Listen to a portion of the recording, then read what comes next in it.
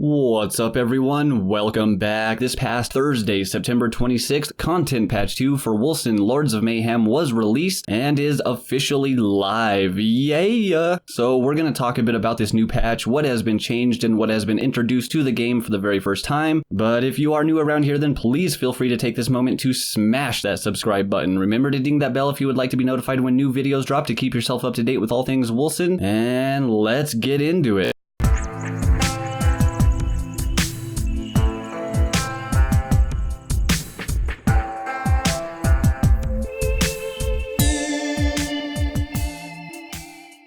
Alright, so I do apologize for not getting this video out sooner, but I just didn't want to drop like a 30-second YouTube video just to say, hey, it's live. I wanted to take a little bit of time to experience what the new patch has to offer before just jumping into a video. So, for those who don't know, the Wrath of Sarisel is a brand new game mode being introduced to the game for the very first time. It is focused on co-op and multiplayer, so therefore it should be tougher than ordinary dungeons. It features new and unique enemies with advanced attack patterns, and items with unique affixes that are currently only possible to obtain through playing this mode. After playing it for a few days now, it is definitely easier than I think it should have been, but I am sure that more balancing and tweaking will come in the future because I am not the only one that seems to think this. Sarisel's half-breeds are pretty damn cool and their attacks are very unique and fun. For example, the big one that comes out of the ground will literally pick you up and slam your character down on the ground a few times, like all Hulk smash style, and another one who wields a spear will impale you with a spear, throw you up in the air, impale you with a spear again in the air, and then throw you back to the ground. It is pretty freaking awesome if you ask me. My only real complaint is that it is all just too easy. It was supposed to be focused on multiplayer and co-op content, but I mean, I soloed it on my first try with not even that great of a character, and many others have expressed the same thing in Discord. So definitely still some balancing and tweaking needed there. However, the brand new Sarisel challenge is definitely not the only thing this patch will include, not by a long shot.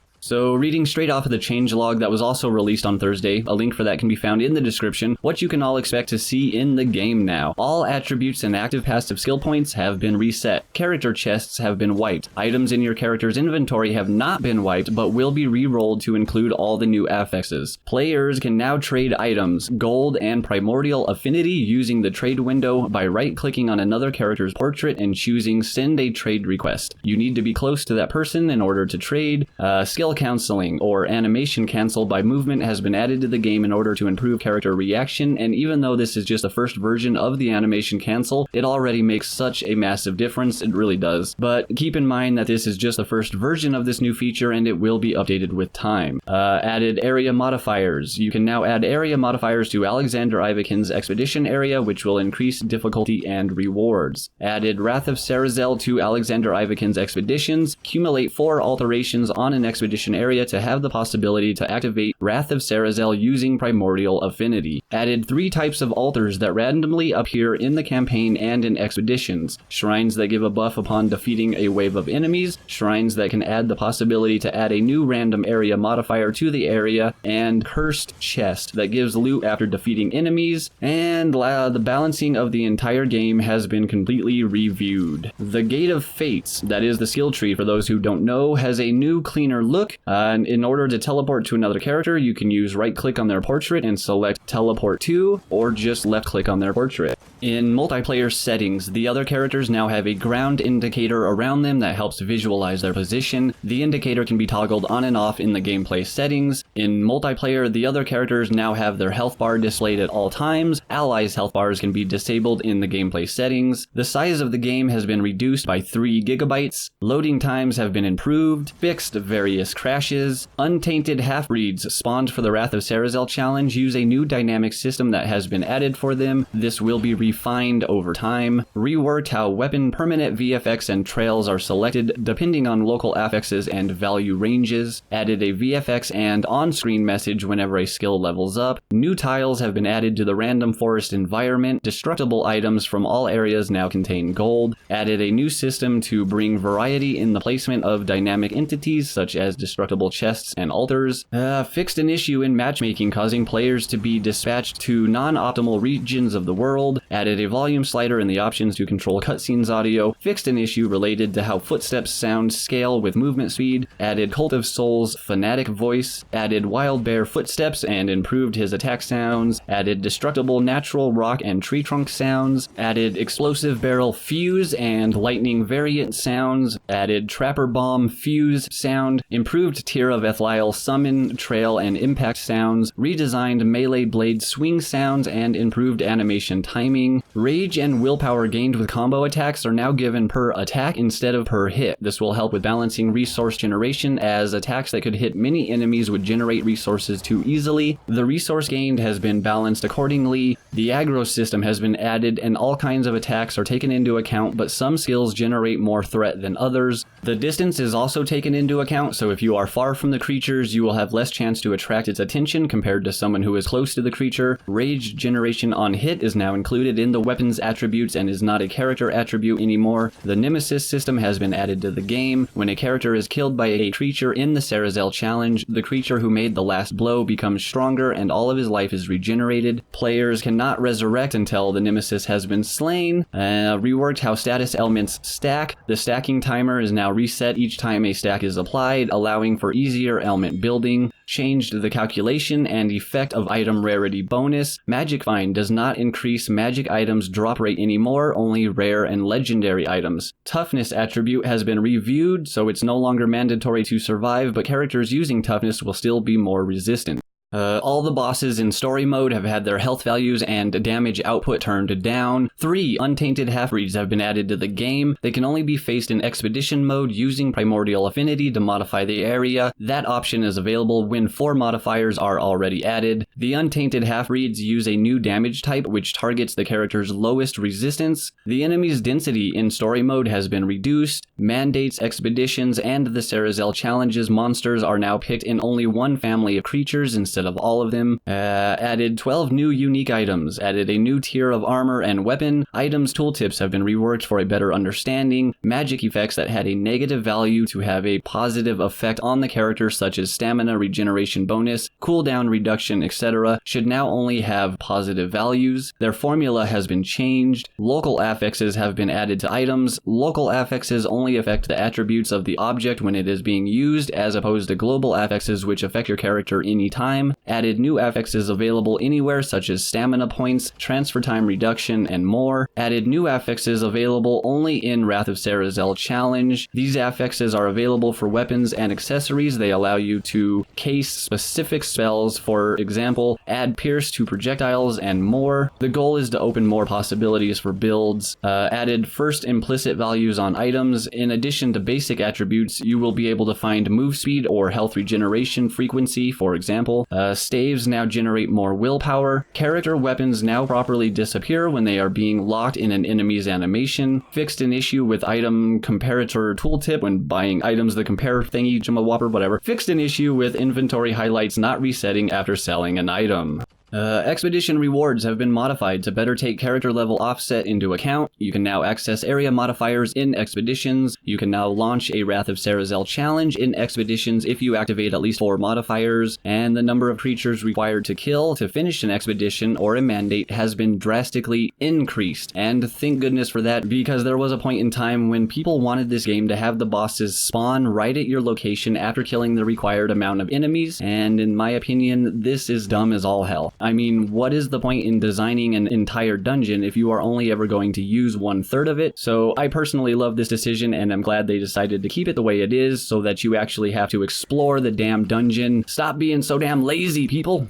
Added Bladestorm melee skill and 8 modifiers. Added Warpath melee skill and 8 modifiers. Added Wrath of Buffet melee skill and 8 modifiers. Added Avenger auto turret ranged skill and 9 modifiers. Added Gunslinger's brand ranged skill and 9 modifiers. Sovereign Shout now generates threat. Active skill modifier points are now given with each level of the skill. The rune cost has been balanced accordingly. Skills passive bonuses per level have been reworked and are now displayed in the ASM window. Fixed an issue causing some enemies to go out of the screen when using leap style skills. Fixed an issue causing Bleeding Edge to deal 0 damage sometimes. New links have been added in the first ring of the Gate of Fates, the skill tree. The Retaliation Retaliator node now also diminishes critical chance score, and Shaded, the shadow damage ailment, is now called Cursed. Quality pass on gameplay descriptions, lore texts, and tooltips, and finally, text for new features and items.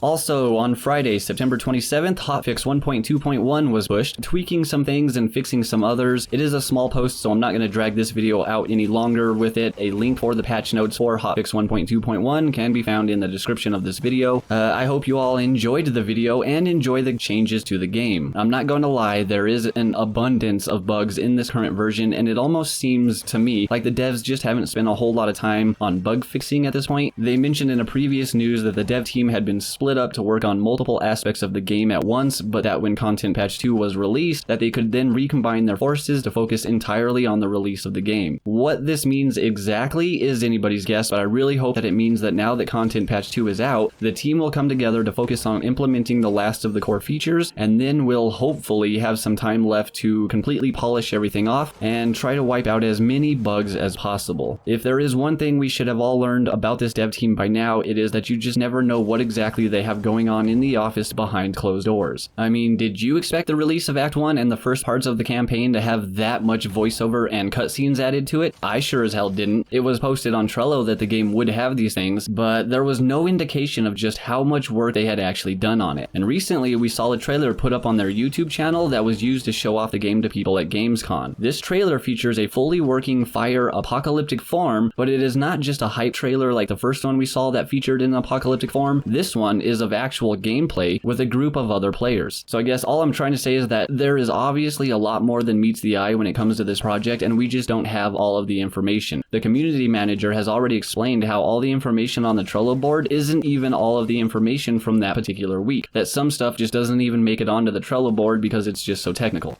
So just judging from the current state of the game, it can be hard to imagine that the devs are going to get everything together in time for January to release the game. However, I still have faith in them. It is obvious that they have a lot going on in the background that we don't even know about, and not only do I expect the game to release, even if it's not in January, I suspect that it will probably contain a lot of stuff that we didn't even expect. I mean, seriously, the only real gripes that I have with this project right now are the humorous amounts of bugs that are currently plaguing the game, making it extremely difficult to test the game at times. Well, that and the removal of the rotating camera and the open world, but we just won't go there. And again, bugs are to be expected. I really wish that it wasn't this many bugs, but hey, what are you gonna do? And I mean, even with all of the bugs, I have been playing this game pretty much non-stop for the last few days. Each patch, the game just looks and feels so much better, aside from the bugs, of course, but the animations get cleaner, the VFX gets crisper, the new weapon VFX looks absolutely amazing. It glows and flickers off of your character's arms and chest. The animation cancel is, in my opinion, massive. A huge difference, and it really does make attacking so much smoother and faster. The way that Sarisel's half-breeds throw you around with their unique attacks is a very nice touch in my eyes. Even when you're getting your ass smashed through the ground, you just can't help but think, man, that was freaking awesome. So hopefully they get the bugs worked out and the balancing figured out the way that they want it, but let's be real. Even if it's not perfect at release, they are going to continue to update the game and continue to polish and bug fix, and I have faith that they will figure it out. I mean, remember, there was a point in time when even Path of Exile only had 3 acts and it was full of bugs. Grand Theft Auto and many other games made by much larger companies are, at this point, many years old, and they still have bugs that have been in the game since their launch date. What the hell is up with that? So, like I have been saying all along, whether Wolcen turns out to be the greatest game ever made, the worst possible thing ever conceived, or just somewhere in the middle, really doesn't matter to me. It is going to be a fun game. It is already fun, and it isn't even finished yet, and I really do look forward to the release, and of course, as I always say, to those freaking apocalyptic forms, yeah! And like I said, I have been playing this patch pretty much non-stop since its release, so if you enjoy the content, then be sure to stick around. I don't know if it's just the fact that we have something new to enjoy, or if they really are just that good, but in all honesty, I absolutely love all of the new skills, well, except for the spin to win, but I mean, even back in the day in Diablo 2, I personally just couldn't stand Whirlwind. It's just not my kind of playstyle, but all the others, especially Gunslinger's brand, which is by far my favorite, are all absolutely amazing and a lot of fun to use. So I will be releasing a bunch more videos over the next few weeks, maybe some builds, maybe some info on Wrath of Sarisel and how to hit that S+